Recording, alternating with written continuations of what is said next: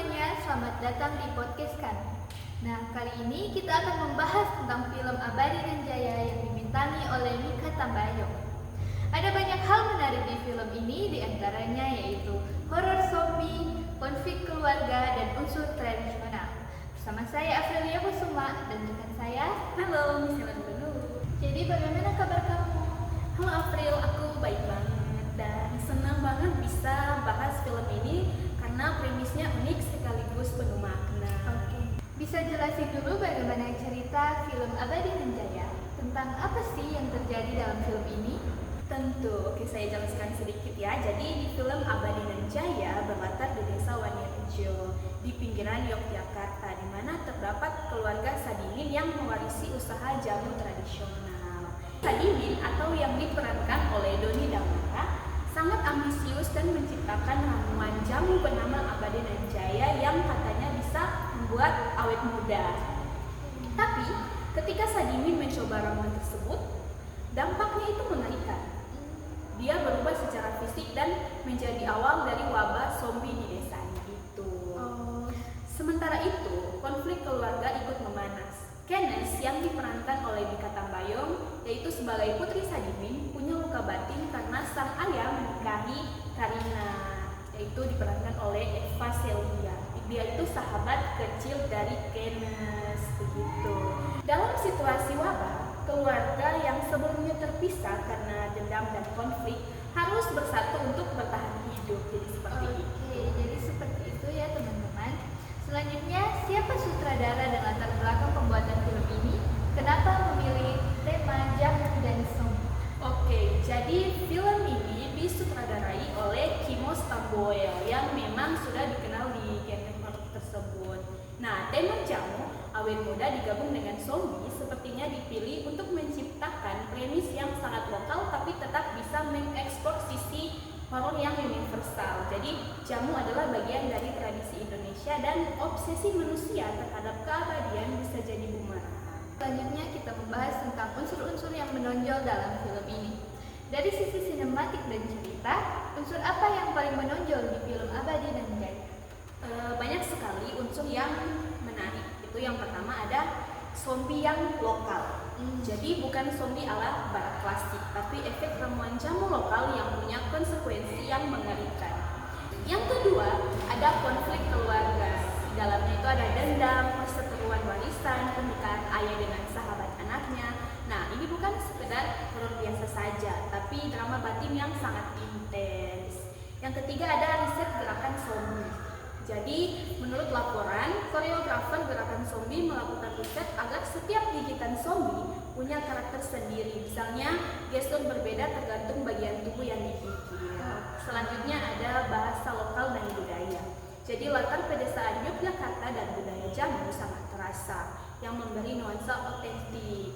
Selanjutnya ada tekanan fisik dan emosional. Jadi, Mikha Tambayong dan aktor lainnya melalui persiapan berat seperti fisik dan mental karena adegan menuntut kekuatan.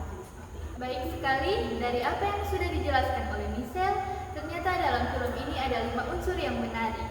Dan selanjutnya kita bahas tentang bagaimana dengan simbol di film ini. Ada simbol buat apa saja yang bisa diangkat? Jadi beberapa simbol menarik itu yang pertama ada ramuan Abadi dan Jaya. Itu sendiri simbol ambisi manusia untuk kekal muda, tetapi sekaligus itu suatu kutukan. Yang kedua ada zombie yang bisa dilihat sebagai metafora dosa atau keserakahan manusia. Yang ketika ambisi tidak terkendali, manusia menghancurkan diri sendiri dan lingkungannya. Yang ketiga ada desa Wanerejo yang mewakili komunitas tradisional yang rapuh di hadapan modernitas dan eksperimen yang berbahaya.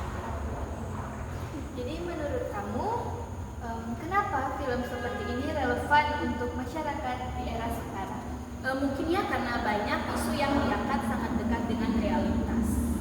Ada eksperimen tradisional versus modernisasi.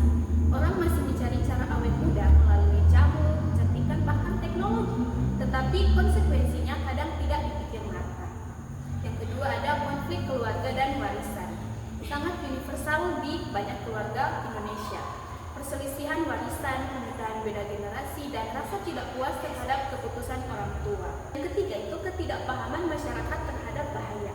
Jadi Jadi wabah zombie bisa dipandang sebagai simbol krisis kesehatan atau bahaya eksperimental dan bagaimana masyarakat lokal merespons hal yang sangat asing bagi mereka. Oke. Jadi dalam film Abadi dan Jaya, apakah ada pesan moral utama yang disampaikan dalam film ini? Mungkin ada beberapa pesan moral yang bisa kita ambil. Itu yang pertama adalah jangan main-main dengan ambisi abadi jika tidak siap menghadapi konsekuensi. Yang kedua itu konflik dan luka batin keluarga itu bisa jadi lebih berbahaya daripada musuh eksternal karena persatuan keluarga bisa jadi kunci untuk bertahan. Yang ketiga itu ada eksperimen atau inovasi yang harus diiringi tanggung jawab moral dan etika, terutama ketika menyentuh hal-hal yang sangat tradisional dan manusiawi. Nah, dari apa yang sudah dijelaskan, apakah ada pesan dan kesan pribadi kamu setelah menonton film Abadi dan Jaya, terutama dalam akting Mikha Tambayong? Jadi menurut saya, Mikha Tambayong membawakan karakter Kenes dengan sangat emosional dan realistis. Peran Kenes sebagai ibu yang protektif, tapi juga terluka batin karena masalah keluarga sangat kompleks dan Mikha berhasil menampilkan itu.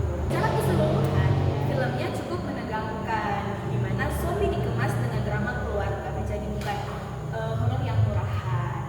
Visual adegan, makeup zombie, dan bahkan suasana desa memberikan nuansa yang tebal. Tapi ada juga bagian di mana konflik dramatis terasa sangat klasik sinetron. Mungkin beberapa penonton merasa dialog atau dinamika keluarga terlalu berlebihan dibanding adegan horor lainnya. Itu menurut pendapat saya ya. Nah, teman-teman, kita sudah membahas cukup dalam tentang film Abadi dan Jaya, dan saat ini saya penasaran nih, bagian mana sih yang menjadi favorit dari Michelle tentang film ini? Oke, jadi bagian favorit saya itu ketika momen wabah zombie mulai menyebar dan Kenes bersama keluarganya harus menghadapi kenyataan bahwa orang-orang yang mereka cintai bisa berubah menjadi monster. Nah, dengan itu sukses membawa ketegangan fisik dan ketegangan emosional. Nah, saya juga suka bagaimana adegan abu-abu moral ditampilkan. Bukan hanya zombie yang jahat, tetapi ambisi dan kesalahan manusia itu yang begitu kentara. Seperti itu. Oke teman-teman, itu tadi diskusi kita tentang film Abadi dan Jaya. Sejujurnya film ini sangat menarik karena menggabungkan horor zombie dengan konflik keluarga dan budaya lokal. Ya, benar sekali. Semoga episode ini bisa membuat teman-teman pendengar tertarik nonton filmnya sekaligus merenungkan tema-tema di balik horornya itu. Sampai jumpa di podcast kami yang selanjutnya ya. Jangan lupa di like, comment, share, and